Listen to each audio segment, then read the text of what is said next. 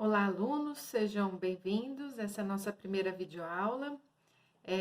Espero que vocês gostem, espero que seja produtiva e espero também que vocês estejam se cuidando e que não estejam enlouquecendo, porque eu estou. Vamos lá. O conteúdo que eu tenho para trabalhar com vocês agora é sobre a arte moderna. Eu comecei, quando a gente estava em sala, eu comecei a falar com vocês sobre isso, então vou precisar resgatar algumas coisas que ficaram lá atrás. Então, para dar a entender melhor o que aconteceu na arte moderna, a gente não pode deixar de falar do impressionismo, tá? O impressionismo, ele é o primeiro movimento, é bem um movimento de vanguarda, tá? Ele é o primeiro acontecimento dentro das artes que rompe com o tradicional, como eu já tinha falado para vocês. Então, vamos entender um pouquinho mais observando as obras do impressionismo. Então, ele começa.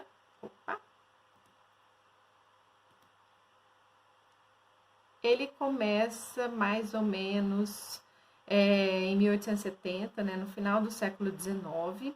Ele tem o objetivo de romper com o academicismo.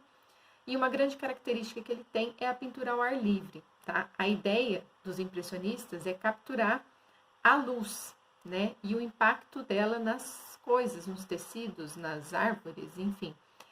Como que ela reflete e tentar transportar isso para dentro da pintura. E para fazer uma pintura ao ar livre, eles precisavam fazer uma pintura mais rápida e que fosse direta na tela, sem muitos esboços, sem muito tempo de preparo, né? Ou um esboço fora e terminar dentro do ateliê. A ideia dos impressionistas é fazer tudo o mais rápido e o mais automático possível. Conhecer um pouquinho melhor um dos impressionistas é o Monet. O Monet, ele vai fazer esse quadro, que é o quadro que acaba dando nome para toda a tendência estética, né, que se segue.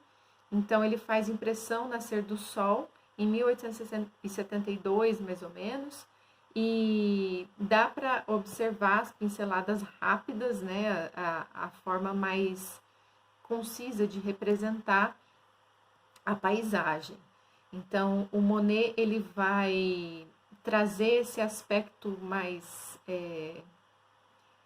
essa característica mais rápida para essa pintura, a gente pode observar na pincelada, né? E que os outros artistas vão trabalhar dentro dessa mesma perspectiva. Sem contornos, a ideia não é trazer o contorno, não é importante trazer o contorno nesse momento, eles não estão preocupados com isso. Quem se preocupava muito com o contorno era a pintura tradicional, a pintura acadêmica. Mais algumas obras do Monet, só pra gente. Opa! Só pra gente. Peraí, gente. Pra gente observar melhor. Aqui, desculpa. Pra gente observar melhor como que ele ia trabalhando também outros quadros, né? Tem essa aqui, ó, Mulher com Sombrinha, em que ele mostra como que a luz ela ia refletir nesse vestido branco, que ele acaba se misturando bastante com esse céu, né, e com as roupas aqui do menino. Então, o céu, as nuvens e o vestido, ele acaba virando tudo uma grande massa de tinta, né? E o vestido branco, ele é representado, na verdade, não com o branco, né? Tem uma mistura de azul, um pouquinho de amarelo. Então, era isso que os impressionistas estavam preocupados, e nesse caso, o Monet. O Monet também vai ter um jardim que ele vai pintar inúmeras vezes, até quase o fim da sua vida, o jardim da sua casa. Ele cultivava assim com muito carinho e ele gostava muito de pintar a paisagem do seu jardim. Então, vocês vão ver, se vocês forem pesquisar quadros dele vocês vão ver várias paisagens que tem essa ponte, várias pinturas de Vitórias Régias, aquelas que ficam na água, né? Ele gostava muito, eram motivos muito interessantes para ele pintar, porque era a pintura ao ar livre que ele estava interessado. Monet é o grande representante, então, do impressionismo. O Renoir também é outro artista impressionista que vai ganhar destaque né? Essa não é uma pintura ao ar livre, mas ela tem grandes características do impressionismo, como o rosto da mulher, assim, quase sem contorno, né? Ele se mistura com o próprio vestido dela, o colar. Então, o branco se destaca tanto da pele dela quanto do vestido e da roupa do homem lá atrás, né? Então, é tudo muito disforme, dá para identificar muito bem o que são as coisas, mas os contornos não são claros, a perspectiva começa aqui nesse momento, começa a quebrar um pouco, ela já não é tão tradicional assim.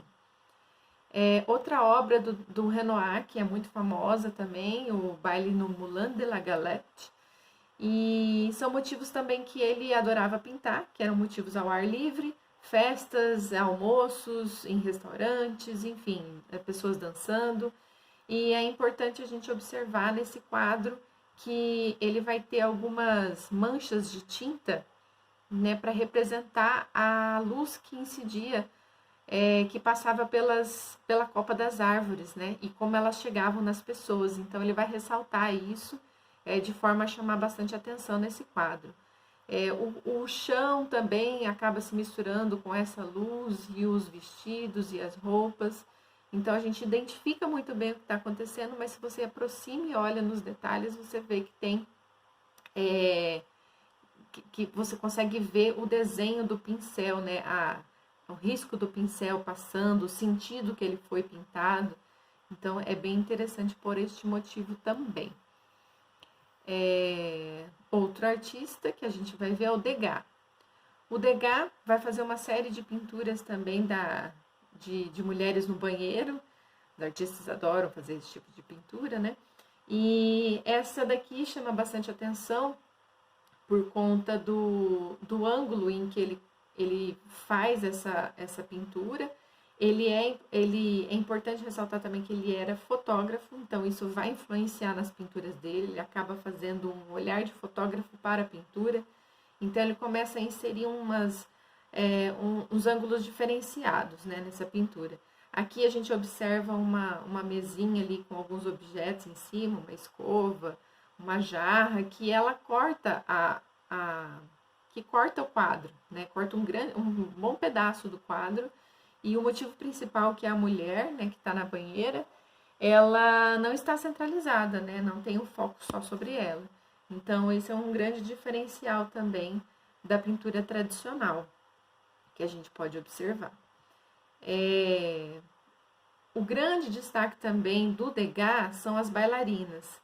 Então, no vestibular adora cair questões sobre o Degas e acaba colocando uma obra que ele fez de bailarina, porque ele fez muitas pinturas de bailarina. Então, ele adorava o balé, então ele frequentava os ensaios, as apresentações, e ele conhecia o coreógrafo, esse carinha aqui, e ele pedia para participar dos ensaios para ele poder ir pintando, né? Então, ele gostava muito de retratar as bailarinas no momento que elas estavam colocando a sapatilha, no momento que estavam conversando, prestes a apresentar, né? Ou prestando atenção no que o diretor estava falando, enfim. Mas algumas questões de composição também é muito interessante a gente observar que o Degas faz, né? Ele cria umas diagonais sempre nas suas pinturas, né? Seja pela posição das pessoas, que elas vão levando o nosso olhar lá para o fundo, ou seja pela posição, né, do corpo, enfim. De alguma maneira ele consegue traçar essa diagonal para a gente, para conduzir o nosso olhar. Outro ponto muito importante do Degas é que ele gosta de espaços vazios, né? Então a gente vai ter na obra dele, como a gente vê nessa daqui, um grande pedaço vazio, aqui também, um grande pedaço vazio, em tantas outras de bailarinas, ele deixa uma parte de respiro muito grande nas suas obras. Então, formas sem contornos muito definidos, né? A luz que incide, tanto a luz teatral, né, de um palco, ou a luz da sala de ensaio, ele tenta capturar isso da melhor maneira possível também. Esse foi o Degas. Então, a gente teve aqui a representação dos dos impressionistas, e como desdobramento do impressionismo, a gente vai ter o pontilhismo, tá? O pontilhismo, ele vai ser uma outra vertente estética aí que vai se seguir depois do impressionismo, e ele vai levar às últimas consequências essa ideia da pincelada e vai trabalhar com os pontos. Então, cada pontinho é uma pincelada que o artista deu.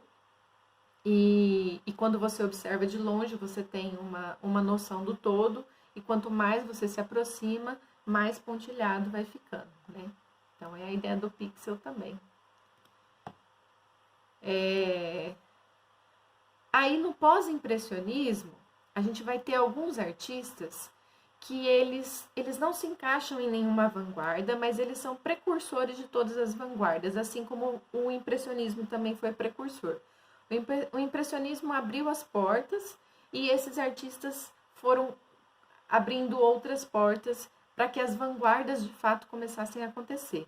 Então a gente vai ter o Van Gogh, que é um bom exemplo de um artista autêntico, né, que acabou criando um estilo muito próprio de fazer os seus trabalhos. Ele tem uma expressividade muito grande nas suas obras. Ele vai conseguir trazer para dentro dos seus trabalhos um certo tumulto que às vezes passava na cabeça dele, né? Enfim, ele consegue transmitir para o seu trabalho movimento através das pinceladas, trazer uma certa angústia em alguns momentos, uma coisa mais sombria em determinadas obras, isso tudo através da forma como ele conseguiu pintar, né? Então é muito comum as obras, por exemplo, dos ciprestes, né? A gente sempre vai ver essas formas que fazem assim nos seus trabalhos. O céu dele tem movimento, o céu em volta das estrelas tem movimento, então é muito peculiar a forma como ele conseguiu se expressar. E ele teve uma vida muito turbulenta, muito intensa, então isso acaba refletindo nos seus trabalhos, né, de alguma forma. Então, Van Gogh ele não se encaixa em nenhuma vanguarda, porém ele é muito frequentemente encaixado no expressionismo, por conta da expressão emocional que ele carrega nos seus quadros. O Paul Gauguin, ele que era amigo do Van Gogh também, ele em um momento da sua vida, ele vai fazer uma viagem para a Polinésia Francesa.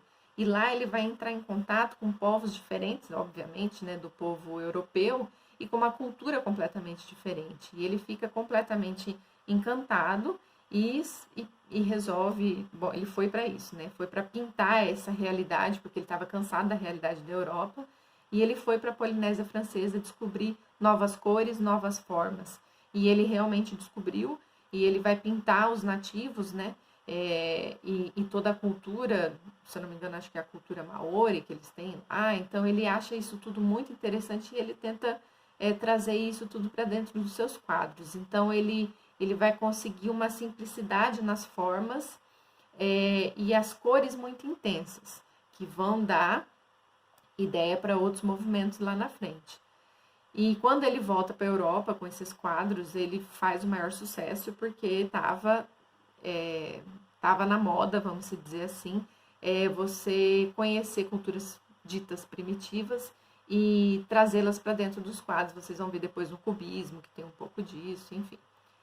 O Gauguin, então, também foi um artista único. O Paul Cézanne também foi um artista peculiar, que teve uma trajetória muito individual. Ele faz uma quebra na perspectiva, como nessa pintura da natureza morta.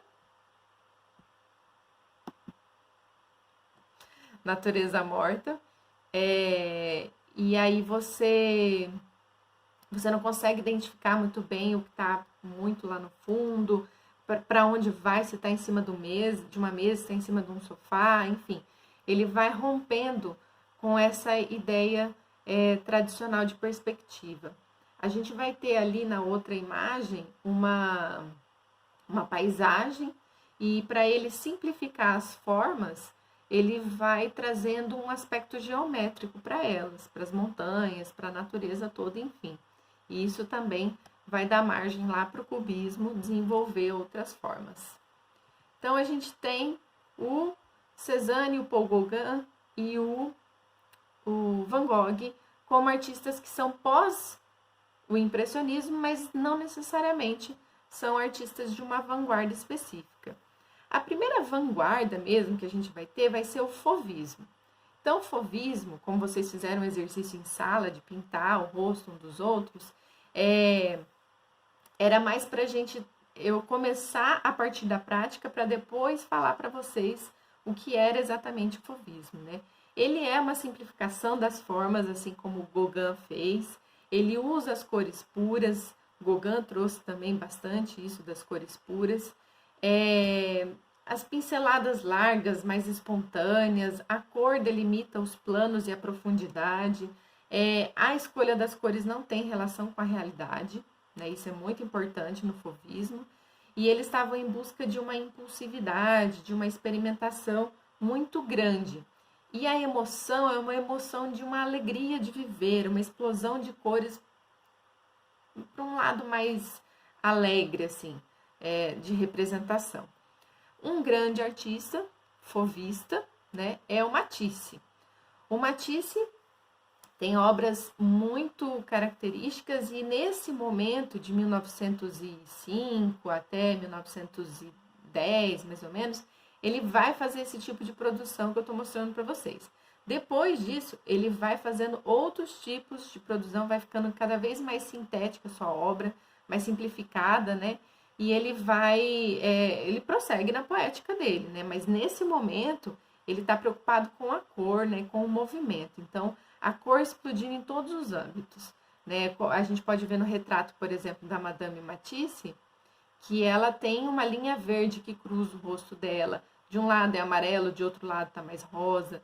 No fundo tem várias cores, sem se preocupar com o que estava representando lá no fundo, né?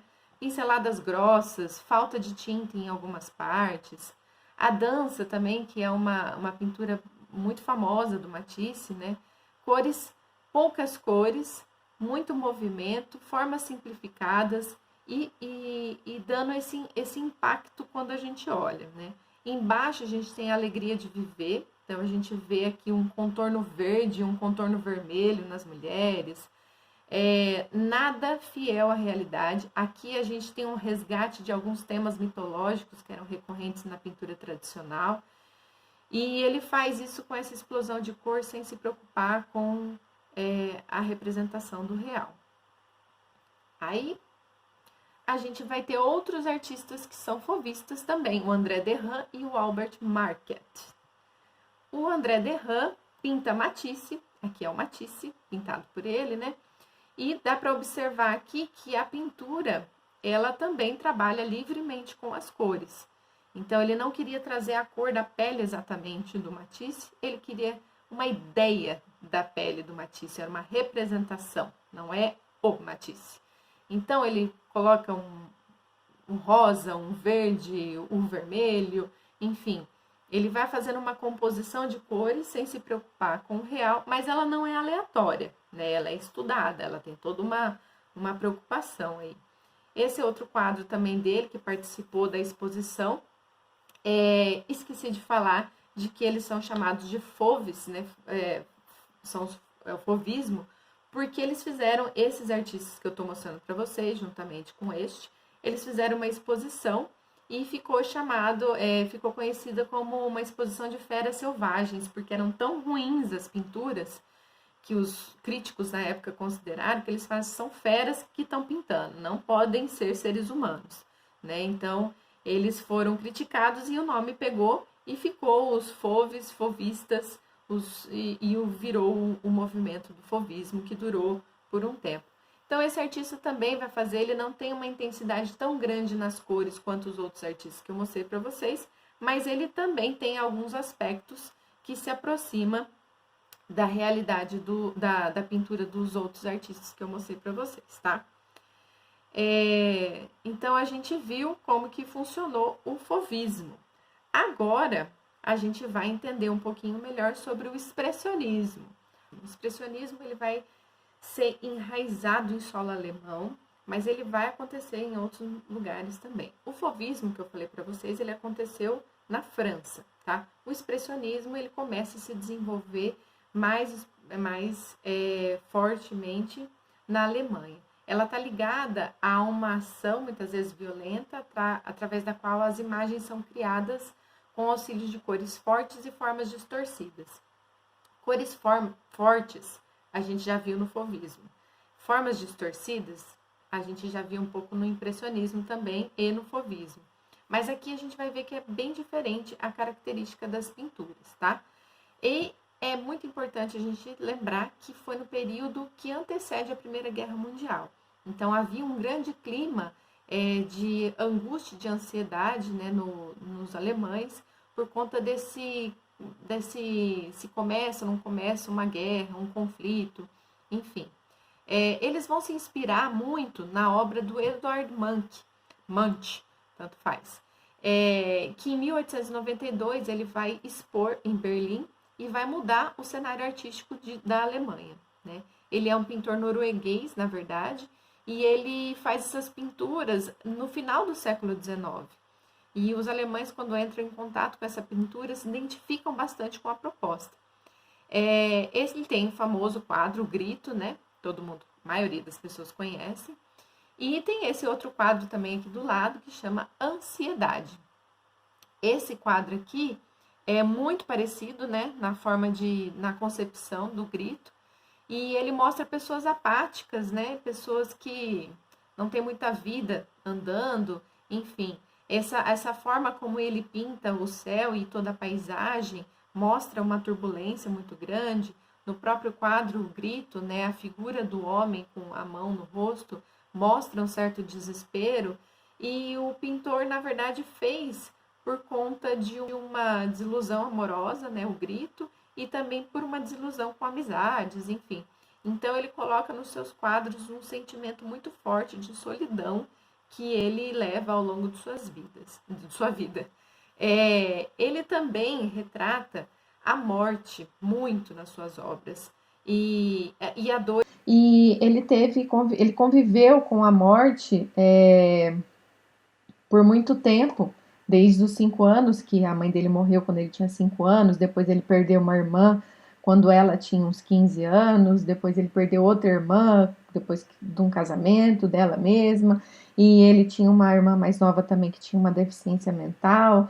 Ele tinha uma vida bem conturbada, né? Então os relacionamentos era algo assim que modificava profundamente o interior dele, né? E ele traz isso para dentro das obras. Então, são muito intensas o desenho, né, que ele faz, as cores que ele usa, e essa dor e esse sofrimento e essa angústia, essa solidão e a morte, os alemães vão se inspirar bastante para fazer os seus trabalhos expressionistas. Temos 2 grandes grupos, a Ponte e o Cavaleiro Azul, que vão desenvolver trabalhos. Um na cidade de Dresden, que vão ter como artistas o Kirchner,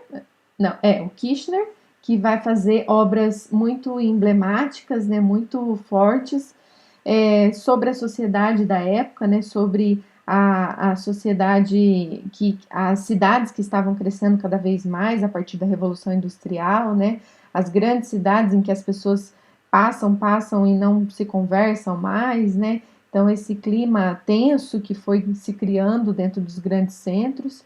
Ele faz um autorretrato como soldado porque ele foi liberado de ir para o exército a partir do momento que ele comprovou de que ele tinha alguns problemas psicológicos, né? Então ele faz essa pintura bem obscura com relação a essa realidade, esse soldado sem essa mão, né? Não é que ele perdeu a mão, tá? É só esse sentimento que ele queria trazer, essa força desse horror da guerra que ele queria trazer para dentro do quadro. Outro artista é o Erich Heckel, acho que é assim que fala. Ele faz uma obra inspirada no O Idiota, de Dostoiévski, né? Mostra esse lado sombrio, esse lado obscuro, né, das pessoas. E a gente vai ter também o Emil Nolde, que ele vai ser um artista muito controverso aqui do expressionismo. Ele faz umas pinturas religiosas em algum momento, como esse do Pentecostes, e também retrata cerimônias pagãs, enfim. Ele gostava um pouquinho do fascismo, ele tinha um pezinho ali dentro do fascismo, então era muito contraditório a produção das suas obras com os interesses políticos dele, né, os ideais que ele tinha. Então, inclusive, o próprio Hitler, né, o nazismo, fez um salão dos degenerados de obras que não eram consideradas apropriadas, que eles consideravam que eram feitas por pessoas perturbadas mentalmente. E esse cara, mesmo gostando do fascismo, ele foi parar nesse salão dos degenerados, né? Então, as incoerências da vida. E o outro grupo é o Cavaleiro Azul, que vai fazer a experiência dessa expressão de sentimentos individuais para trazer para um sentido mais universal. Eles queriam explorar a dimensão lírica da cor, né?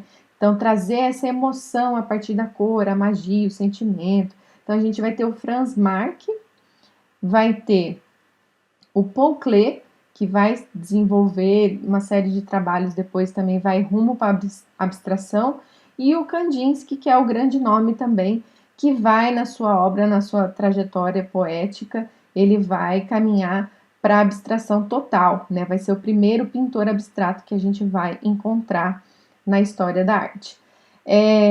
Esses são os artistas expressionistas que eu queria trazer para vocês, tem muitos outros, e tem outras formas de entender o expressionismo também, que a gente vai ver na videoaula número 3, que a gente vai ver isso na dança, no teatro, em outras áreas, tá? E aí, por hoje, a gente vai ficar por aqui. Na próxima aula, a gente vai ver outras vanguardas e outros trabalhos e movimentos que movimentaram o século XX. Obrigado por vocês terem ficado aqui comigo e até a próxima.